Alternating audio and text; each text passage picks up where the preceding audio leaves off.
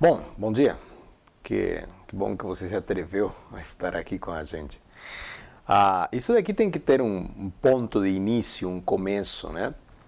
E eu estive pensando em falar um pouquinho da história do IEF, como que ele surge, quais foram as necessidades e, assim, com pinceladas muito largas, muito grandes, ilustrar as mudanças que ele tem tido como framework ao longo dos últimos anos, né? Tem um amigo que me explicou, diz, olha, conta uma história que fica bem melhor, fica bem mais fácil da gente entender. Então estou aceitando esse conselho, que me pareceu fascinante, não apenas para escrever, mas também para fazer um vídeo de apresentação e tal. Então, por um ponto temos que começar. Então, o IEF, o nome dele é uma brincadeira, tá? É uma homenagem e uma brincadeira ao mesmo tempo, tá? Uma das matérias, das disciplinas que eu mais gosto na área de informática é a questão dos compiladores, tá? E em algum momento na história do Unix e do C, houve necessidade de criar um compilador de compiladores, né? E surgiram vários compiladores de compiladores. Então, talvez um dos mais conhecidos seja o YAC, né? Yet Another Compiler for Compilers, né? Mais um compilador de compiladores. Então, eu não tinha nome para o framework que eu estava criando. Na realidade, eu nem sabia que eu estava criando um framework, né? Mas chamavam-se ele de coisa, né? Porque era uma coisa, era um conglomerado de ideias ali que ainda não estava muito bacana. E em algum momento surgiu o YEF, Yet Another PHP Framework, ou seja, mais um framework de PHP, uma piada, que quase ninguém entende, tá, faz parte, né? É assim mesmo. Eu me divirto, isso que é importante. Mas ele surge, ele tem uma vida pregressa, e esta é a terceira reencarnação dele. Mas ele tem uma vida pregressa com momentos de busca por uma forma de programar que me fosse factível, viável. Eu não sou programador de aplicativos, eu tenho raiva de programar aplicativos, eu acho o fim da picada usar um computador para fazer aplicativos. E não estou falando de aplicativos de celular, estou falando de aplicativos de usuário final. O que eu gosto de fazer é a parte sistêmica, a parte de baixo, o que está embaixo do capô. Eu amo fazer isso, sempre gostei.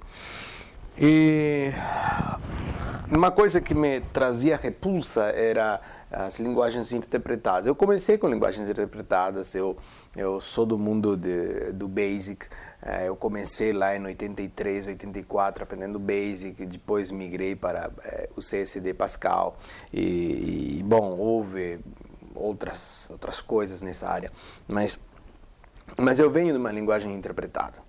Mas eu acho ela detestável. Tá? Mas chegou um momento em 2000 alguma coisa, que eu comecei a ver que não ia virar muito mais tempo em que os computadores iam chegar num ponto, a capacidade de processamento, em que poderíamos ter realmente compiladores em tempo real muito rápidos. Tá? E essa sensação que eu tive lá nos idos de 1990 e alguma coisa, 8, 2000, foi se confirmando.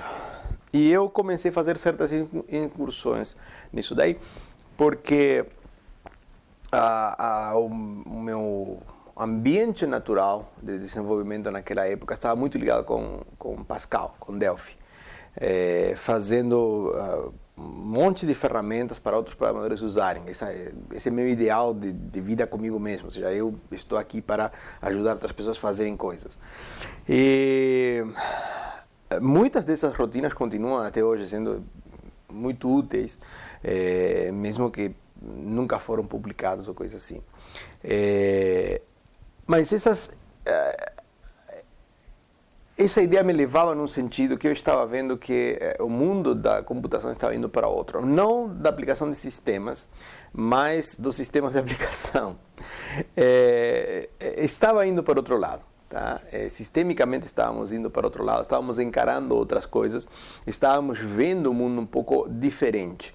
Hoje em dia nós temos um poder computacional tremendo em cima de um celular, de um tablet, muito mais poder computacional do que levou o homem à Lua. E temos compiladores que rodam muito pareados com compiladores em tempo real, com compiladores nativos, né? Hoje em dia JavaScript está muito perto de um C++ compilado, ou seja, muito perto em termos do que pode chegar uma linguagem compilada, né? Ou seja, 2 vezes e pouco. Para uma linguagem interpretada é muito bom e vai ser mais ainda, vai ficar muito melhor ainda. Então, lá para o final do ano 2000, eu tinha já feito algumas incursões e em algum momento eu perdi um monte de código. Em casa de ferreiro, o espeto é de pau, no meu caso não era somente o espeto, era toda a grelha, enfim, pegou fogo tudo. E parte do código que eu perdi dizia de um sistema que eu tinha construído para a gestão odontológica, feito em Pascal, com lançamento em 94, entre 89 e 94, que tinha ambiente gráfico, tá? Que rodava em cima de computadores muito magros, sem muito recurso, e também um pequeno banco de dados relacional que eu tinha construído naquela época sobre DOS, né? Então era o sistema operacional mais popular na época, e eu peguei e construí em cima de Pascal um ambiente gráfico e um pequeno banquinho de dados relacional. E eu perdi todo esse código, e para aqueles que acham que eu aprendi história, eu continuo a trabalhar na raça e na coragem. Mentira, tenho backup para tudo quanto é lado, um absurdo. O que eu faço é esquecer dos backups no mesmo lugar geográfico, é isso que eu faço. Mas eu tenho backups de tudo e até demais, de forma excessiva. Tá? Os que trabalham comigo sabem de que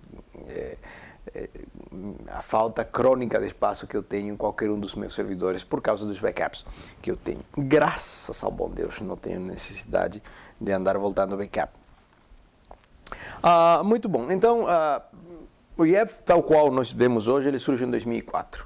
Tá? Ele é código zerado, de 2004 em diante. E ele começa com a necessidade de construir aplicativos em formato web, que eu não conhecia nada de web, mas de um jeito que eu conseguisse entender. Tá?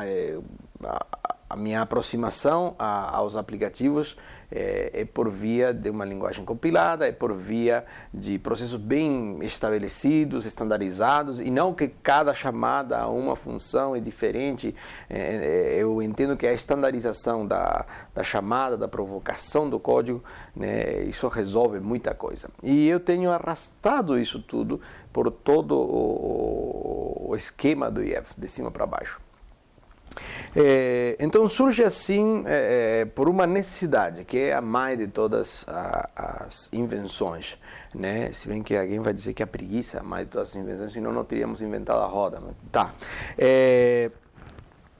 Então ele que fazia no início? Ele fazia o processamento de páginas. Tinha certas páginas, e do Clipper, porque eu prestava serviço para uma empresa que programava ainda em Clipper, e eu não conseguia lidar com aquela linguagem, por mais que era interpretada, era muito louca para mim. No Clipper havia um recurso fantástico, lindo, que era a macrosubstituição. A macrosubstituição no Clipper é uma coisa muito poderosa. É um absurdo o que você consegue fazer com ela. Você consegue botar programas completos dentro de uma macro e chamar a macro, né? Então, é fascinante. Eu peguei essa ideia e falei, bom, eu preciso fazer com que isto funcione como macro substituições. E era isso que o IEP faz, e é o que hoje chamamos de pré-processado, no qual você navega numa URL, ele te devolve uma página montada no servidor, que eram os primórdios da web, era assim. né? Mas eu vinha correndo de trás. Lembre-se que eu estava aprendendo um monte de coisa. Então, essa vinda para a história do PHP, tá? E a escolha do PHP, naquele momento você tinha PHP e ASP, né? Tem a ver com a potencialidade que você tinha de cada uma delas, tá? Das histórias. E eu escolhi a macrosubstituição como ponto inicial porque me permitia construir algumas coisas bem fantásticas, né? Ou seja, eu não precisava resolver coisas diferentes toda vez, eu não precisava construir de novo. Não, já estava, a tela tinha sido construída, tinha sido salva, o segundo usuário que fosse entrar não ia gastar tempo de processamento porque a página já estava pronta. Tá? Eu estava fazendo um sistema para gerenciamento de escolas. Então, por exemplo, se duas secretárias estivessem trabalhando na mesma turma e precisassem saber a nota dos alunos, e eu tinha acabado de gerar a nota dos alunos para a primeira secretária, a segunda ia entrar e ia pegar a cópia da primeira automaticamente. E desde o ponto de vista da programação não ia mudar nada. É isso que faz de tão bacana no background, com páginas semi-estáticas, que a gente chama, né? O pré-processado, é o que está lá atrás. Não? Sem querer estender-me muito nisso daí, eu avanço, então pulo alguns anos, e um bom dia um outro amigo me comenta sobre o Ajax, né? O XML HTTP Request. E bom, tá, eu olhei pro cara assim, digo, cara, eu vou considerar o conselho porque eu pensei comigo, eu não falei para ele, né? Eu vou considerar porque veio de você, né?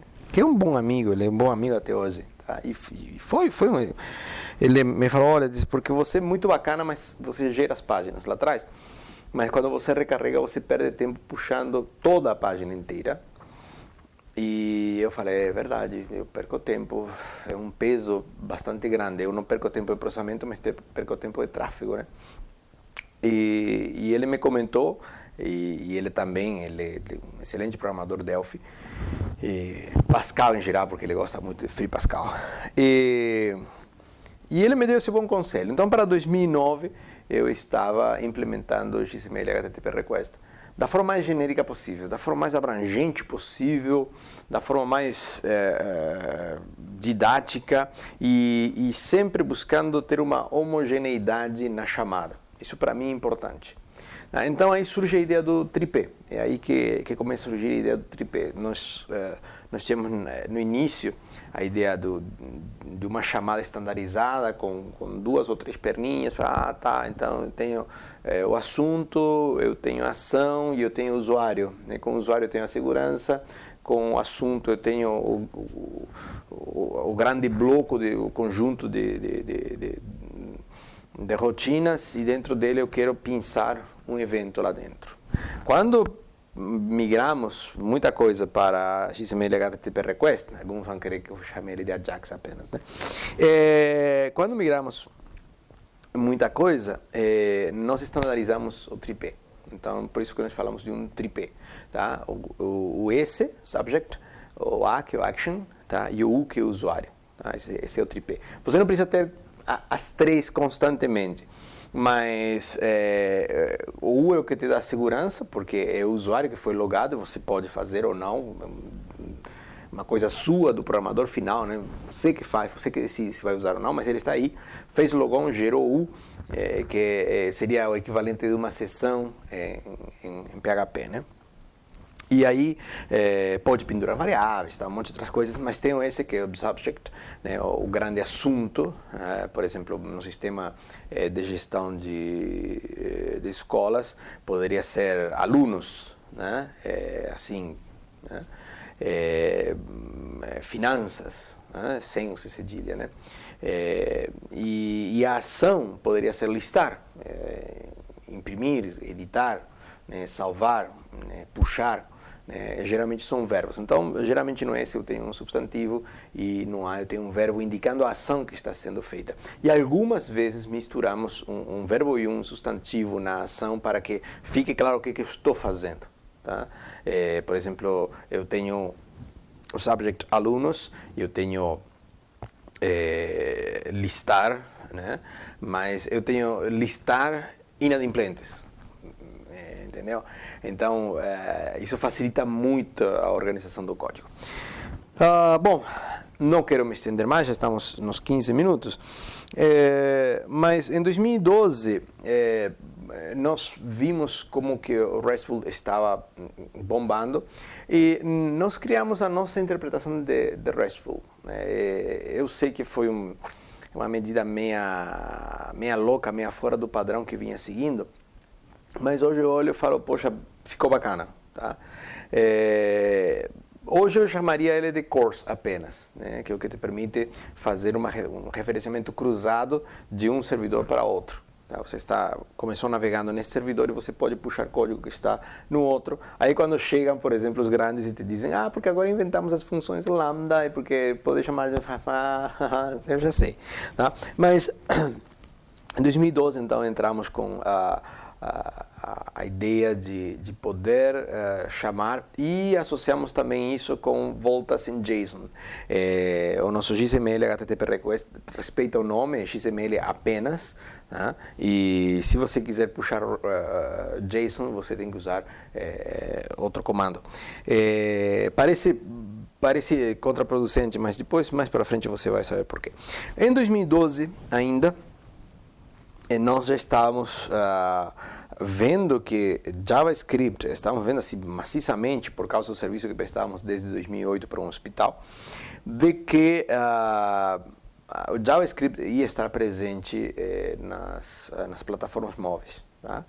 E nossa aposta foi forte a partir de 2010 em JavaScript. E se você olha no GitHub hoje, você vai ver que ele tem mais código JavaScript do que PHP. É mais uma ironia, né? E não, JS não vai aparecer no nome YEP, vai ficar somente com P. Mas para 2012 nós estávamos investindo nisso e havia uma plataforma, Mozink, que era muito boa de programar, era muito gostosa. Ela tinha uma interface, uma IDE pesada, obviamente, porque estava baseada em Eclipse, eu acho. Mas o que ela fazia a ponte entre JavaScript e C++, e compilava, isso é lindo. Então, até hoje, nós produzimos, parte do código é soltado para Mozink, então você pode criar um aplicativo Mozink. Está desatendido, mas seguindo as regras do jogo, ele tem que funcionar, até porque Mozink está parado. Tá? Mas em lugar de Mozink, nós temos hoje Cordova para aplicativos em celulares e agora para web, para Windows. E temos o Electron. E isso tudo surge em 2012. Nós começamos a ver que era uma questão necessária irmos para esse lado. Junto com isso surgem os esqueletos. Hoje você pode pegar e criar um aplicativo a partir de um esqueleto pronto. Esse aqui é um aplicativo web, esse aqui é um aplicativo para Cordova, esse aqui é um aplicativo para funcionar como serviço, esse aqui é um web service, esse aqui é um WebSocket e por aí vai. Hoje, na realidade, além do esqueleto, você pode usar exemplos. Então a gente tem uma pasta de exemplos e você, a partir do exemplo, você cria seu aplicativo, você modifica ele e toca o barco. Em 2015, nós estávamos produzindo software para mapeamento e tivemos que investir bastante tempo unificando os bancos de dados, né, do próprio celular. Né? Nós lemos o draft de que o SQL, o WebSQL ia cair mesmo, então nem sequer começamos a produzir para o WebSQL. O irônico do caso é que ano passado, 2018, nós tivemos que voltar e produzir para o WebSQL. Porque queríamos produzir código para alguns dispositivos Android ainda antigos e que apenas tinham como interface boa e válida o WebSQL. Bom, em 2015, então, nós fizemos o SingleDB e está bastante bom. Não é uma parte que eu me orgulho especificamente do código, mas resolve alguns problemas, como, por exemplo, o fato de você poder criar bancos de dados com valores associativos dentro do seu dispositivo e ele se encarregar de mandar isso para o seu servidor. Tá? Na outra ponta, você pode ter coisas tão disparatadamente diferentes como arquivo, CoachDB, por exemplo, ou MySQL. Tanto faz, você constrói o seu resultado lá juntando seu sync. 2017 foi o ano do Server-Side Events, foi o ano em que fizemos a coisa amadurecer, descobrimos um monte de problemas com Server-Side Events. Basicamente, 2017 inteiro, no que se diz de programação do IEP, está permeado de um monte de tentativa e erro de SSE. E descobrimos depois de que se nós programávamos de forma diferente, se nós deixávamos o SSE, o Server-Side Events, rodar solto, sem botar limite de tempo, ficava melhor. Tá? Nós estávamos com uma ideia errada a esse respeito, achávamos que limitar os tempos e renovar a concessão de direitos de cada usuário interferiria na segurança de forma positiva. Mas não se mostrou assim, se mostrou que ele perturbava toda a estabilidade do Server-Side Events. Para quem não sabe o que é Server-Side Events, é o contraponto do XML HTTP Request. No Ajax, você manda uma requisição para o servidor e o servidor responde. Essa requisição pode ser de longo prazo, que nós não usamos, mas poderia ser de longo prazo, como o Comet faz. E você faz a requisição e ele te traz os resultados e você processa. Não. No SSE, no Server-Side Events, você não precisa fazer a requisição. Tá?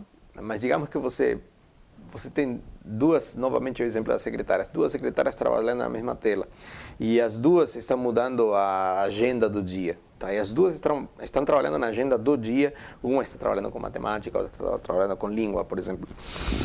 E uma precisa ver as modificações da outra. Tá? Se você faz apenas com a Ajax, você tem que ficar fazendo pooling, né? Chamando e trazendo informação. Modificou, não modificou, trouxe, não trouxe, veio, não veio, tá. Com SSE, você faz o seguinte, você simplesmente manda que você modificou e como outro está te ouvindo, outro usuário está te ouvindo, pelo SSE ele vem e avisa que foi modificado, então ele faz se há necessidade de leitura. O que nós fizemos foi embutir no mesmo aviso já a informação que ele precisa para montar a tela. 2017 também foi o ano do Y Interface, do início dele. Ele ainda é um produto imaturo, está muito longe ainda de ser o que a gente pretende com ele, mas ele está muito bacana. Ele te permite expressar um formulário em JSON com lógica. A existência do próprio formulário e os limitadores de dados, tal, os escopos, tudo isso, se vai aparecer ou não, se há dependência de um outro formulário, né, se lá no outro formulário foi lançado tal coisa, tal, tudo isso é feito em cima do Y Interface. E pretendemos incorporar ele muito mais neste ano. E, bom, este ano, 2019, estamos trabalhando no WebSocket, que WebSocket seria uma mistura entre XML, HTTP Request e o SSE. Tá? Você fica permanentemente conectado e você manda informação sem necessidade de criar nova conexão com a pilha TCP. Isso preserva a tua pilha TCP e faz a conexão fluir muito mais rápido, muito bacana. Tá? Mas isso ainda vai levar o ano inteiro em que fique estável do jeito que a gente quer. Bom, eu sei que é um vídeo introdutório, eu sei que ficou um pouquinho longo, mas espero que tenha sido assim. Poxa, tem uma visão um pouquinho mais ampla do que IEF. Vão faltar algumas outras coisas que eu falarei num outro vídeo, como conexão com bancos de dados e outras coisas mais. Mas vamos nos falando assim, que é muito bom. Obrigado, tá? E veja se me ajuda com essa questão de fazer isto conhecido, né? Não é à toa que estamos desde 2004, e agora é 2019, batendo em cima disso, né? E o grande foco é ajudar os outros, o grande foco é que programadores comuns do dia a dia que precisam, e eu cada vez vejo mais isso, que precisam de ferramentas semi-prontas para funcionar, consigam fazer isso de forma, no nosso caso, no IEF, de forma gratuita. Nós não ganhamos nada por você usar o IEF. Então, se você gosta disso, se você acha isso bacana, então bola para frente, né? Faça o que você sabe que tem que fazer com o YouTube para que isso funcione mais. Muito obrigado.